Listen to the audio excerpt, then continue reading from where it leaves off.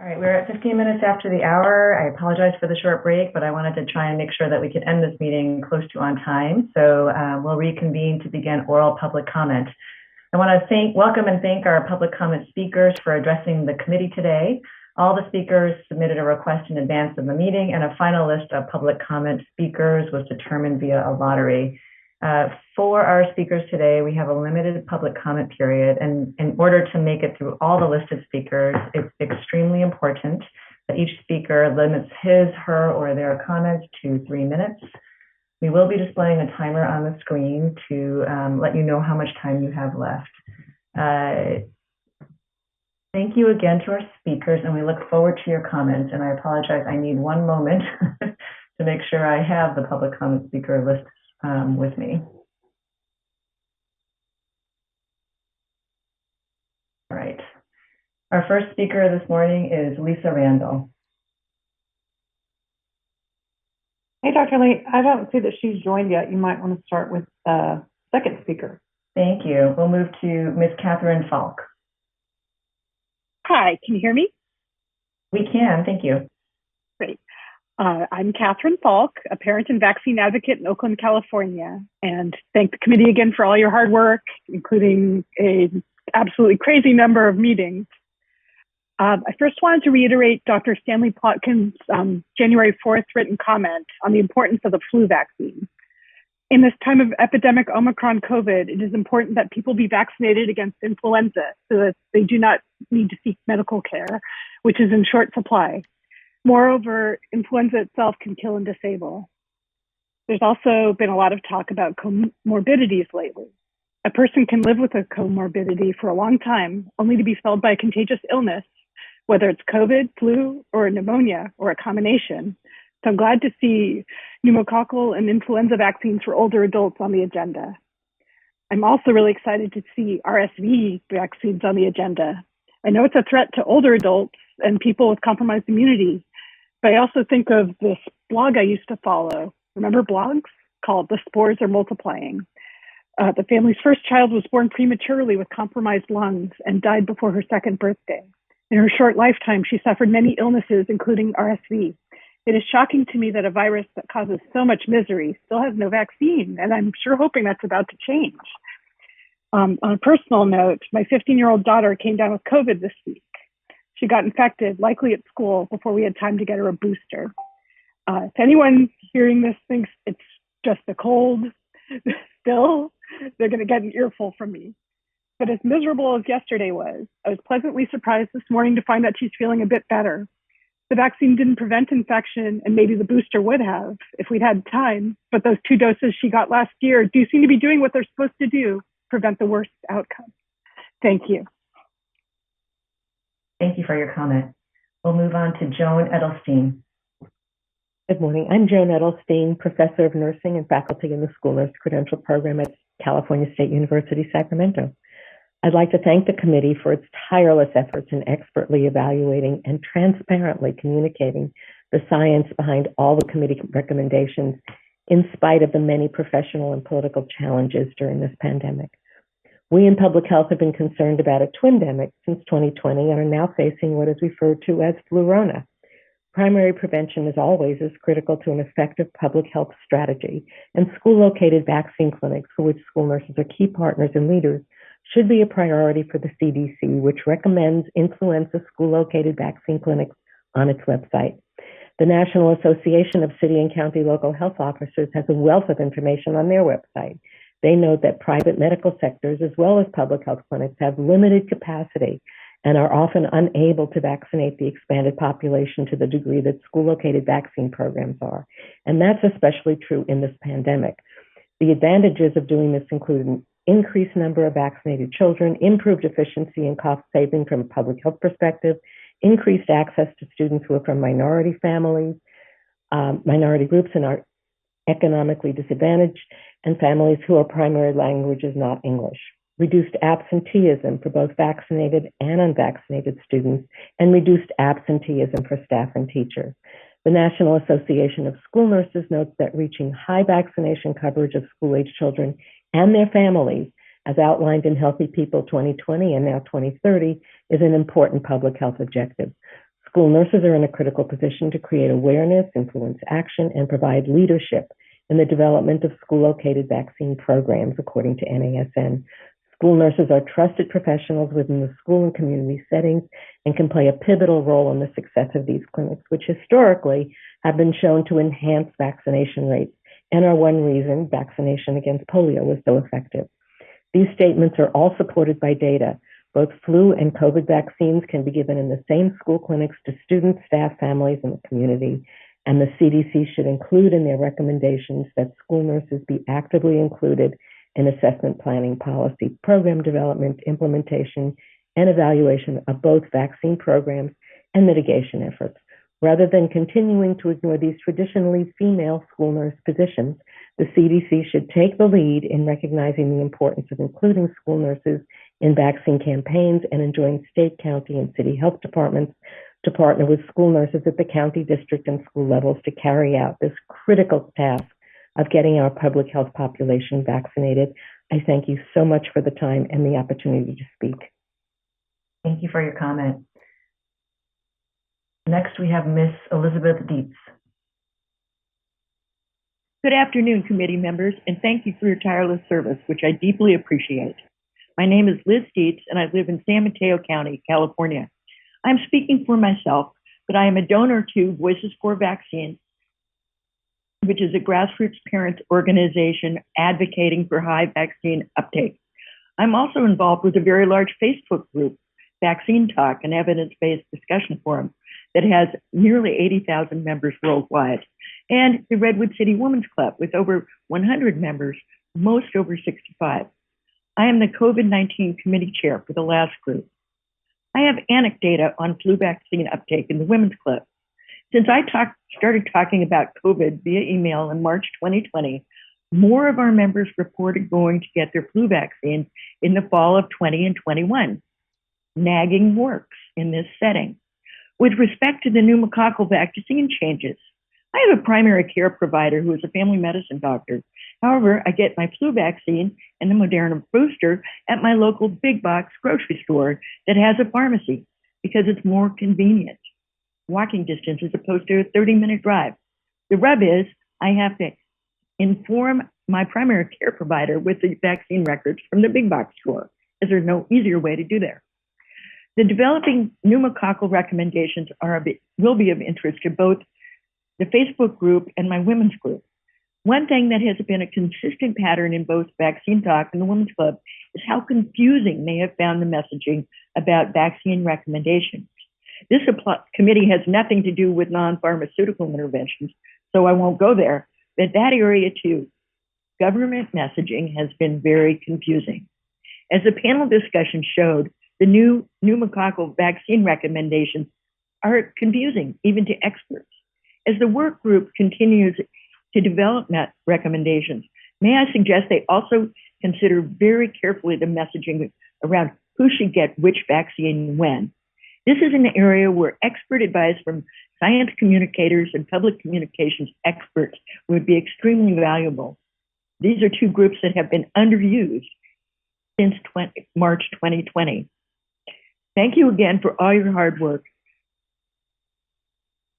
Thank you very much for your comment. We'll move on to Ms. Kathleen Cameron.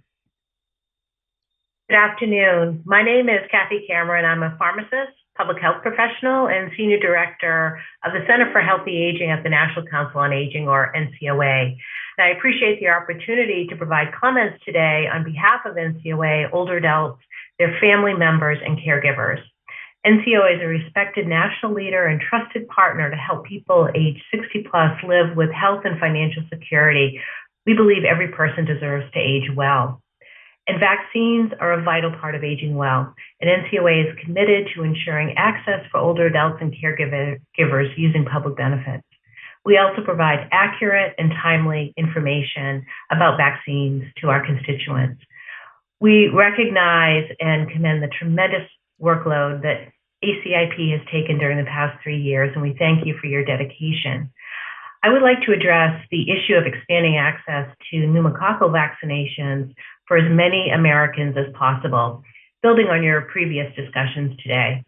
Last fall, we were disappointed when, despite strong arguments from some voting members, the committee chose to limit access to newly FDA-approved vaccines to combat additional strains of pneumococcal disease to those 65 years and older and those with pre-existing conditions aged 19 to 64. Widening the availability of these pneumococcal vaccines to those 50 and older would give a needed boost to the fight against yet another respiratory disease. We hope that ACIP will consider lowering the recommendation to adults 50 and older, many who are family caregivers themselves or work in healthcare and social service settings with older adults. CDC data show that these new vaccines have the potential to save lives, are cost-effective, and can positively address health disparities. Existing vaccines cover roughly 40 of the approximately 90 strains of serotypes of pneumococcal disease. The new vaccines will increase the number of strains covered and offer greater protection, particularly for older Americans and those with chronic conditions that put them at greater risk for contracting pneumococcal disease. Many Americans have fallen behind on routine vaccinations throughout the pandemic, and we must do all we can to help fix this problem. And offering clear-cut, prompt, and simple recommendations on pneumococcal vaccines is imperative to staving off another wave of respiratory illnesses that could further tax not only an individual's personal health, but our wider healthcare system. We urge ACIP to issue the recommendation guidance for the newly approved pneumococcal vaccinations as soon as possible as our nation continues to battle respiratory illnesses at a rate never seen. Strong and clear-cut recommendations from the CDC are critical each year, but more so this flu and pneumonia season, as experts are predicting it to be more serious than last year. Thank you again for the opportunity to provide comments. Thank you for your comment. Next, we'll move on to Ms. Lindsay Clark. Thank you. Good afternoon. I'm Lindsay Clark, Senior Vice President of Health Education and Advocacy at the Alliance for Aging Research. The Alliance is a leading nonprofit organization dedicated to accelerating the pace of scientific discoveries and their application to improve the experience of aging and health. Today's agenda includes many issues of importance to older adults, and we urge the committee to consider the following as you continue your discussions. First, we applaud the committee's October recommendations for pneumonia vaccines. The simplifying and streamlining of the recommendations should help to eliminate confusion and improve uptake of the vaccines. To that point, while the Alliance strongly supports high-quality shared decision-making, we feel that the shared decision-making recommendations for the pneumonia vaccines are overly complex, and we're concerned that they could pose a barrier to care or could become a check-the-box activity. Standards for shared decision-making should offer patients and providers understandable information about trade-offs among treatment options and facilitate the incorporation of patient preferences and values into the medical plan.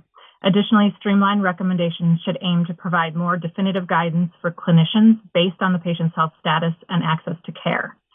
Second, we urge the committee to explicitly encourage older adults to receive high-dose or adjuvanted influenza vaccines when available. The 2020-2021 recommendations avoid recommending enhanced influenza products over the standard dose flu shots for adults ages 65 and older, despite evidence of superior efficacy. The recommendations should encourage older adults to seek out enhanced vaccines to better protect their health, particularly amid the continuing COVID-19 pandemic and the disease's disproportionate impact on the aging population. While we acknowledge that any influenza vaccination is better than no influenza vaccination, ACIP's recommendations should make a stronger statement in favor of enhanced vaccines for older adults. Finally, the Alliance is encouraged by the significant vaccine clinical development for RSV in older adults, and we're glad to see the committee tackling this important topic. While many people often discuss RSV in terms of impacts on the pediatric population, RSV is also recognized as a significant concern for older adults. Older adults are at greater risk for serious complications from the disease due to weakened immune systems, and RSV can be especially life-threatening for those with chronic heart or lung disease. Each year, more than 177,000 older adults are hospitalized and 14,000 die from the infection. Beginning this important discussion in advance of any new product approvals establishes an important foundation for timely recommendations, as well as builds awareness and consensus about the need to protect older adults from RSV. Thank you so much for the time and opportunity to comment. Thank you for your comment. Next, we have Dr. Kelly Moore. Good afternoon. I'm Dr. Kelly Moore, CEO of Immunize.org, a nonprofit supporting frontline vaccinators and immunization coalitions through educational resources and advocacy. And I'm also a former member of the ACIP. First, thank you to everyone involved with ACIP for the quality of this transparent, evidence-informed policymaking process. Today, I'd like to offer a few thoughts about preferential recommendations. I believe the public's health and public confidence in vaccination improves when the ACIP makes justifiable preferential recommendations based on solid evidence of distinctly superior performance, and they are diminished when clear distinctions are disregarded. The exact threshold for justifying a preference depends on the specific disease and vaccines in questions, and I'm not getting into that here. Well-informed members may reach different conclusions about what is justified depending on their values and points of view. But the concerns I often hear from those who are reluctant ever to express a preference include, what if we express a preference but there isn't enough supply for everyone? Or will it look bad if something unexpected happens later and we must change our policy? Or what if we express a preference that financially disadvantages another manufacturer and could lead to the discontinuation of a non-preferred product? For what it's worth, here's a bit of my own thinking about these concerns and the ultimate importance of expressing preferences when justified. First, the ACIP must consider supply and implementation issues, but I believe the highest priority is for ACIP to make the best recommendations for the health outcomes of vaccine recipients. Within reason, initial supply is less critical than making it clear what is preferred if it's available and how to prioritize if necessary. This gives purchasing organizations, busy clinicians, and vaccine recipients clarity. As a chicken and egg issue, supply and access are issues most likely to resolve as a consequence of preference, not ahead of it. When the ACIP acts on the best available evidence, but unforeseen circumstances necessitate a later change, as we've done before, that's not a flaw of the ACIP, it's a feature. Judge the evidence, and don't let speculative what-ifs result in decision paralysis. Finally, when ACIP prioritizes vaccines that produce substantially better health outcomes, that incentivizes vaccine innovation to further improve vaccine effectiveness. It's hard to justify innovation and effectiveness research if vaccines with widely disparate performance are consistently treated equally from a policy standpoint. It's my hope that when questions of preference arise, ACIP and CDC will be willing to appropriately acknowledge significant advances in ways that encourage the further pursuit of superior vaccines in the best interest of the public's health. Thank you. Thank you for your comment. Next, we'll move to Mr. Mark Gibbons. Good afternoon. This is Mark Gibbons. I'm the president and CEO of Retire Safe. Retire Safe is an advocacy organization which endeavors to give voice to the multifaceted concerns of middle-aged and older adults.